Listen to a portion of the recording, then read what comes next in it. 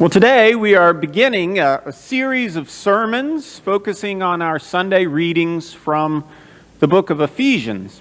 For the next 4 weeks, we will listen up to what Ephesians has to say, and we will open ourselves up to the lessons it has to teach us about our Christian life.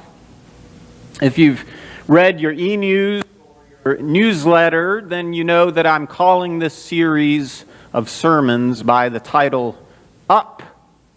Each week we will consider what Ephesians is up to, and as it instructs us as Christian people and lifts up aspects in our life of faith.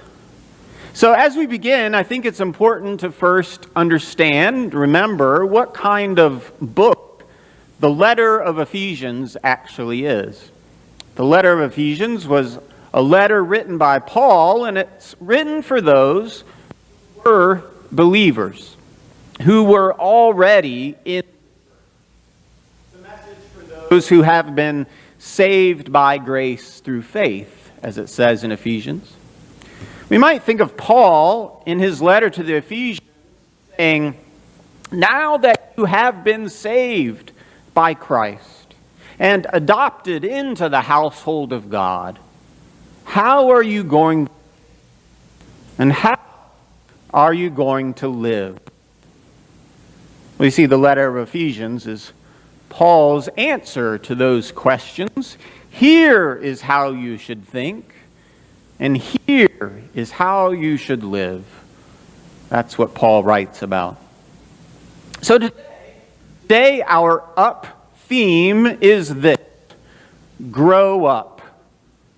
Grow up. Turn to someone beside you and tell them to grow up.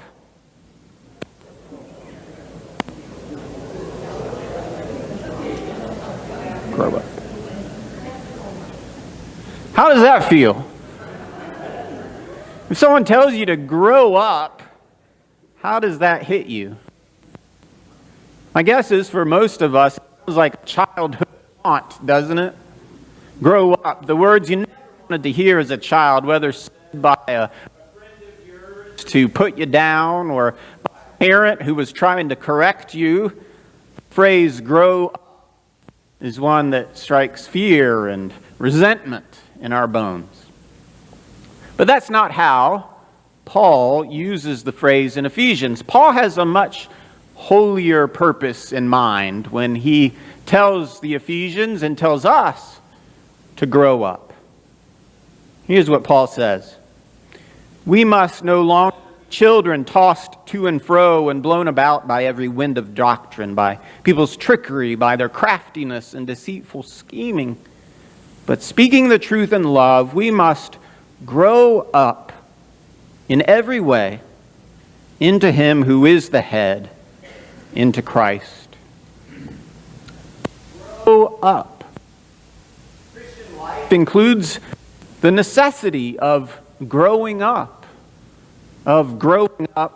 in faith. Ephesians hints at the fact, doesn't it, that in life we are tempted to be like children. This is nothing against children. It's just simply the case that when you are young and more capable of being lost and being tricked and being distracted by other things, and that as Christians, we are tempted to be like that too. The letter of Ephesians, in fact, is concerned that we may be too young and too naive in matters of faith, and so that we can too easily be led astray. The wrong kinds of teachings might fool us, or the wrong priorities may occupy us, or our hearts can be distracted by shiny things that dazzle our senses. And this is why Ephesians says that we need to grow up. Maturity is to give us perspective, the ability to be more wise and faithful than we were before. That's what Paul is after. Paul makes it clear that we're not supposed to live in the infancy of faith. We're not supposed to stay there. But that growth is an essential part of the Christian life. So think about what the what the opposite of growth is. No growth, stagnation. I have these two plants in my yard that I planted almost 2 years ago. They're in the back of the yard in a blank spot up against the house. I don't want to see that blank spot, so I put those plants there. And I think they're the same size today as the day that I planted them. They're still alive, there's still some green on them, but there's no growth. They're not growing up. If they don't grow up, well, then they really aren't serving the purpose that I intended for them. That's what Ephesians means when it says that we can't stay in the infancy of faith forever.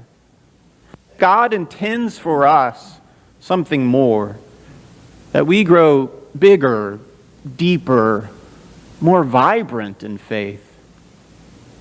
But it's not just in any which direction that Ephesians invites us to grow. It is to grow up in every way and to grow into Christ. Think about what it means for you to grow up in every way into Christ. You who are saved by grace through faith. What are the parts of you that need to grow up into Christ? What are the stagnant parts of your faith? What are the parts of your life that are not serving the purpose God intends? A few years ago, I was working with this pastoral coach. It's like a person who was meeting with the leaders of the church I was serving them, then helping them figure out some goals and priorities. And we were at this meeting together, all the leaders, and this person said, "I'm going to have you discuss a question with somebody sitting. So answer this question with one another." And the question is, what is the next step in your spiritual journey? You know, like in your walk with God, you are here, or you are here, or you are here.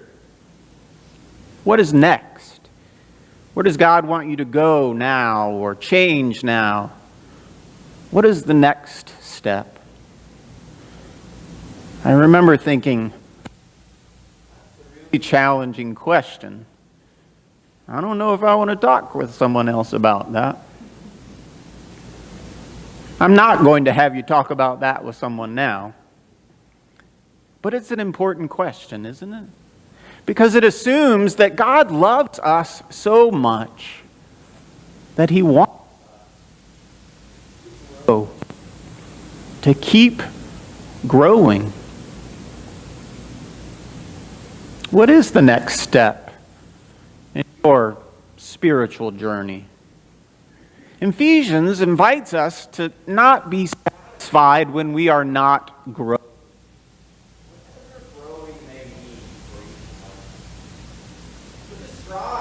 Growth for greater trust in God, for greater reliance on Christ. Grow up. It's a call not just to dabble in faith. Put our whole self in. And here's the thing. Here's what's up. We know that Jesus has already made us children of God. And now, Jesus invites us to grow up in Him. Amen.